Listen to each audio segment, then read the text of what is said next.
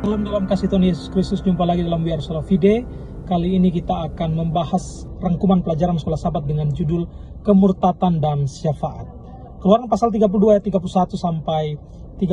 Lalu kembalilah Musa menghadap Tuhan dan berkata, bangsa ini telah berbuat dosa besar sebab mereka telah membuat ala emas bagi mereka. Tetapi sekarang kiranya engkau mengampuni dosa mereka, dan jika tidak, hapuskanlah kiranya namaku dalam kitab yang telah kau tulis. Kalau kita lihat ada kemurtatan yang terjadi di tengah-tengah bangsa Israel ketika Harun mengizinkan ada sebuah patung yang didirikan untuk disembah oleh orang Israel pada waktu itu.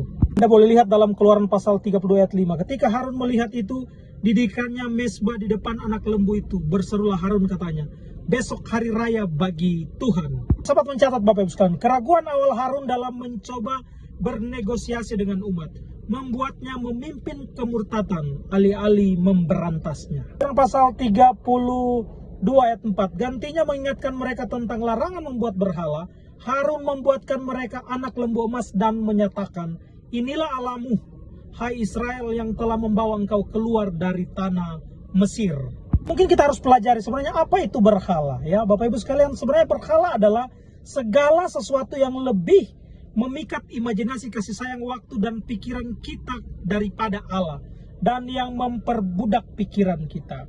Mungkin di sini tujuan Harun bukan untuk menggantikan posisi daripada Allah, tetapi kalau kita lihat di sini Harun salah mengambil langkah, dan pada akhirnya kemurtatan pun terjadi di tengah-tengah bangsa Israel. Sekalian, seberapa banyak kita menyembah berhala di tengah-tengah kehidupan kita? Boleh jadi kita tidak menyembah patung, tetapi ada berhala kesombongan, tinggi rohani yang mungkin melekat di tengah-tengah kehidupan kita, yang tanpa sadar kita sudah menyimpang dari kehendak Tuhan dalam kehidupan kita. Bapak Ibu sekalian, ada hal yang menarik kalau kita lihat antara percakapan daripada Tuhan dan Musa. Keluaran pasal 32 ayat 7. Tuhan berfirman kepada Musa, sebab bangsamu yang kau pimpin keluar dari tanah Mesir telah rusak lakunya, atau telah keluar dari rencana Tuhan. Kita lihat ketulusan daripada Musa. Keluaran pasal 32 ayat 11. Mereka bukanlah umatku, melainkan umatmu. Bukan aku yang membawa mereka keluar, melainkan engkau. Yang menjadi hal yang patut dipelajari daripada Musa. Ketika bangsa Israel ini keluar dan menyimpang dari rencana Tuhan, mereka telah menyembah berhala dan akan menjerumuskan mereka kepada kematian, ya. Di sini Keluaran pasal 32 ayat 32. Tetapi sekarang kiranya engkau mengampuni dosa mereka, dan jika tidak, hapuskanlah kiranya namaku dalam kitab yang telah kau tulis. Nah, Bapak Ibu sekalian, Musa menjadi pengantara untuk bermohon kepada Tuhan, ampuni bangsa Israel yang telah sesat ini.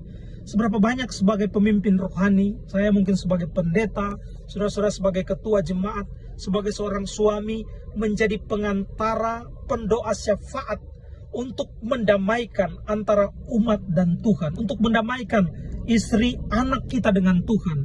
Dan perlakuan Musa ini menunjukkan bahwa dia tidak egois, bahwa dia lebih mementingkan keselamatan orang lain daripada dirinya sendiri. Dia katakan kepada Tuhan, Tuhan, lebih baik hapus nama saya daripada mereka ini tidak ada di dalam buku kehidupan. Musa rela kehilangan keselamatannya sendiri untuk keselamatan umat-umat Tuhan yang dipercayakan kepada Musa. Bagaimana dengan saya dan Bapak Ibu? Apakah kita memikirkan keselamatan orang lain dan berpikir seperti Musa, lebih baik nama saya dihapus dari kitab kehidupan, yang penting orang-orang ini diselamatkan? Itu yang menjadi beban moral bagi kita. Apakah kita tega orang-orang lain di sekitar kita yang tidak akan diselamatkan? Bagaimana respon kita untuk menjangkau orang-orang tersebut? Untuk itu tetap semangat dalam doa, rajin belajar firman Tuhan, tetap setia, because we are sola fide.